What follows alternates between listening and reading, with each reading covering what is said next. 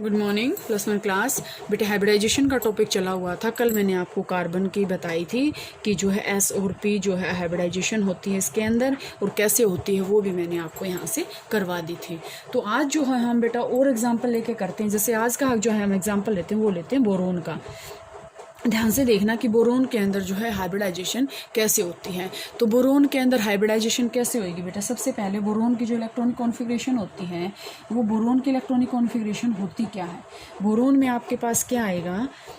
1s2 2s2 2p1।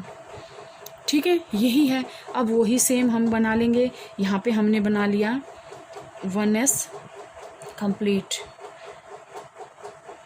2s complete, फिर आया 2p। 2p में कितना है? सिर्फ एक इलेक्ट्रॉन है। अब फिर से वही बात आती है, ये क्या है? 2p। अब फिर से बात आई कि जब यहाँ से बोरोन है, बोरोन जब कोवलेंट बॉन्ड बनाएगा तो यहाँ से क्या करेगा? एनर्जी को एब्जॉर्ब कर लेगा और ये वाला इलेक्ट्रॉन जाके यहाँ बैठ जाएगा।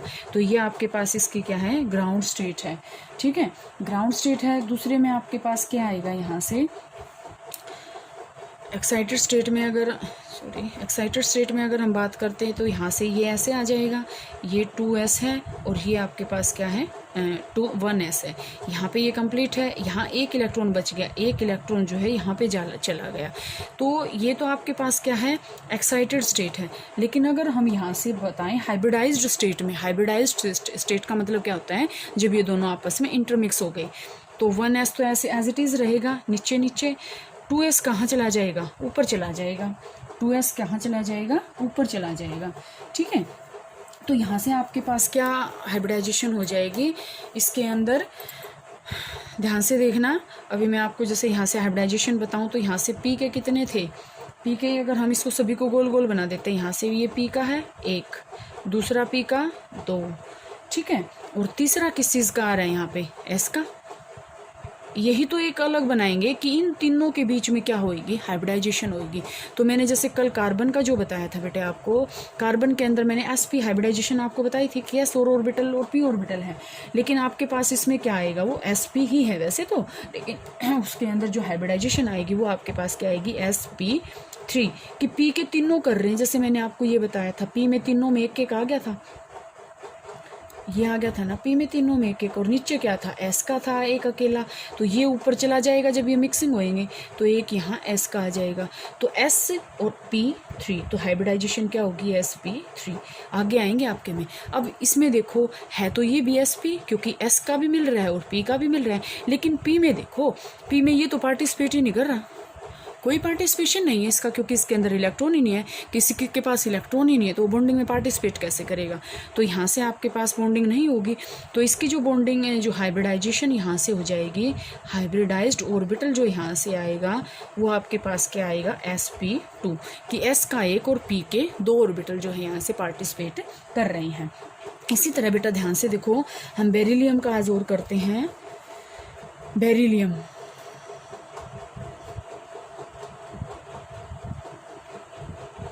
बेरिलियम का हम करते हैं। ठीक है, बेरिलियम की इलेक्ट्रॉनिक कॉन्फ़िगरेशन क्या होती है? 1s2 2s2 2p में होता ही नहीं, 4 ही होते हैं। ठीक है, होता ही नहीं। अब लेकिन p ऑर्बिटल तो होता है इसके अंदर, तो हम क्या करेंगे? यहाँ से हमने ये इलेक्ट्रॉन 2, ये 2s के 2, और यहाँ से हमने बना लिए p के एम्प्टी हैं।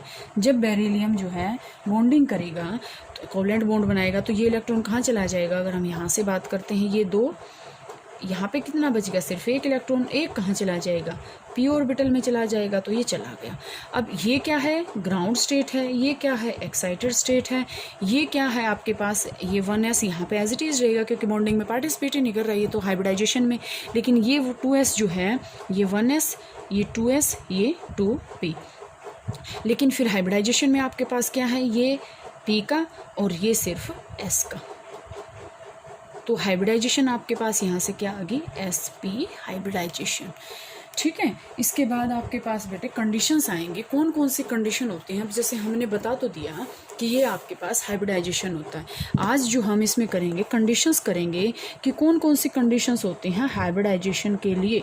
कंडीशंस कौन कौन सी हैं हाइब्रिडाइजेशंस के लिए, कंडीशंस देखो कौन कौन सी हैं। सबसे पहले तो बेटा देखो आपको बताया था मैंने, एटॉमिक ऑर्बिटल्स मिलते हैं आपस में, पता है ना। एटॉमिक ऑर्बिटल्स क्या होंगे, वो हाइब्रिडाइजेशन के होंगे, लेकिन उनके अंदर एनर्जी के अंदर क्या आना चाहिए, डिफरेंस होना चाहिए ज़रूर। जैसे मैंने यहाँ से 2s था, इसकी लोअर एनर्जी थी, लेकिन मैंने यहाँ पे 2p कर दिया तो उसकी क्या थी, हाइयर एनर्जी थी। तो ये एनर्जी का डिफरेंस है, मतलब कि एटॉमिक ऑर्बिटल जब आपस में मिक्सिंग हो रही हैं तो उनके बीच में जो है एनर्जी का डिफरेंस जो है वो मस्ट है, वो होना ही होना चाहिए इनके अंदर। ठीक है। सेकेंड पॉइंट अगर हम इसमें बात करें तो इसमें आपके पास क्या होएगा, उतने ही एटॉमिक ऑर्बिटल हाइब्रिडाइज्ड ऑर्बिटल की जो अमाउंट होएगी, हाइब्रिडाइज्ड ऑर्बिटल उतने ही बनेंगे जितने की एटॉमिक ऑर्बिटल आपस में इंटरमिक्स हो रही हैं। एटॉमिक ऑर्बिटल, अब जैसे अगर हम बात करें, अब s का एक हो रहा है, p के दो हो रहे हैं, लेकिन हम यहाँ पे दिखा रहे हैं hybridization sp3। How is it possible, p के जब हैं ही दो तो हम 3 कैसे दिखा सकते हैं। तो मतलब एटॉमिक ऑर्बिटल जितने हैं और जो हाइब्रिडाइज्ड ऑर्बिटल है उनकी अमाउंट क्या होगी, सेम होगी। इसके बाद अगर हम इसमें पॉइंट और बात करें तो सारे ये कंडीशन है कि सारे के सारे ऑर्बिटल जो है ना अनपेड इलेक्ट्रॉन हैं, जितने भी अनपेड इलेक्ट्रॉन के ऑर्बिटल हैं वो सभी के सभी क्या करेंगे, ओवरलैपिंग करेंगे, मतलब यहाँ से क्या करेंगे, वो इंटरमिक्सिंग होएंगे। अब ये कोई ज़रूरी नहीं है कि S और P में ही हैं, अगर S P D तीनों में ही जो हैं यहाँ से अनपेड इलेक्ट्रॉन हैं, तीनों में ही अनपेड इलेक्ट्रॉन हैं, तो इसमें जो ओवरलैपिंग होएगी ये तीनों ही पार्टिसिपेट करेंगे। जिसमें भी अनपेड इलेक्ट्रॉन है इसका मतलब वो मस्ट है कि ओवरलैपिंग में पार्टिसिपेट करेगा ही करेगा। दूसरा इसमें आपके पास बात आती है कि जो आइसोलेटेड एटम्स होते हैं ना उसके अंदर हाइब्रिडाइजेशन नहीं होती। ये सिर्फ हाइब्रिडाइजेशन तभी होगी जब हाइब्रिड और बॉन्ड फॉर्मेशन जो है होएगी। ध्यान से देखो, ये पॉइंट आपको समझ में भी आ जाना चाहिए कि क्यों होगी, क्योंकि मैंने आपको बताया था कि कोवलेंट बॉन्ड कब बनेगा, कोवलेंट बॉन्ड बनेगा तभी क्या रिलीज होगी, एनर्जी रिलीज होगी, और एनर्जी को वो क्या करेंगे, एब्जॉर्ब करेंगे, और उसके कारण क्या होएगी, ओवरलैपिंग होएगी। ठीक है, ये पॉइंट आपको बार बार आ रहे हैं, तो यहाँ से ये आपके पास क्लियर है। आइसोलेटेड में ये होगा नहीं, सिर्फ हाइब्रिडाइजेशन तभी होगी जब कोवलेंट बॉन्ड की फॉर्मेशन होगी। ठीक है। स्ट्रॉन्ग डायरेक्शनल बॉन्ड क्या होगा आपके पास, हाइब्रिड ऑर्बिटल जो है ज़्यादा इफेक्टिव कब होंगे, जब डायरेक्शनल बॉन्ड बनाएंगे। ठीक है। डायरेक्शनल बॉन्ड जैसे sp-d ऑर्बिटल की कंपैरिजन में जब डायरेक्शनल बॉन्ड बनाएंगे तो वो ज़्यादा जो है स्ट्रॉन्ग होगा। अब जैसे यहाँ से आपके पास क्या होएगा, सेम एलिमेंट अगर हम बात करें कार्बन की, कार्बन एक एलिमेंट के साथ sp कर रहे हैं, दूसरे एटम के साथ sp2 कर रहे हैं, तो ये आपके पास पॉसिबल है। सेम एलिमेंट जो है डिफरेंट टाइप्स के हाइब्रिडाइजेशन जो है शो कर सकता है। ठीक है। और इसमें पॉइंट क्या है कि हाइब्रिडाइजेशन को एक फिजिकल प्रोसेस नहीं है कि हम उसको देख सकते हैं, हम उसको कर सकते हैं। ये आपके पास कोई रियल फिजिकल प्रोसेस नहीं है, सिर्फ आपके पास इसको क्यों शो किया गया है, ताकि जो कंसेप्ट है फिजिकल प्रॉपर्टीज़ का वो एक्सप्लेन किया जा सके। ठीक है। और आपके पास क्या आएगा कि हाइब्रिडाइजेशन यूज़ कहाँ होता है, हाइब्रिडाइजेशन हम यूज़ कहाँ कर सकते हैं कि ज्योमेट्री और शेप्स को एक्सप्लेन करने के लिए हम जो है हाइब्रिडाइजेशन को यूज़ करते हैं।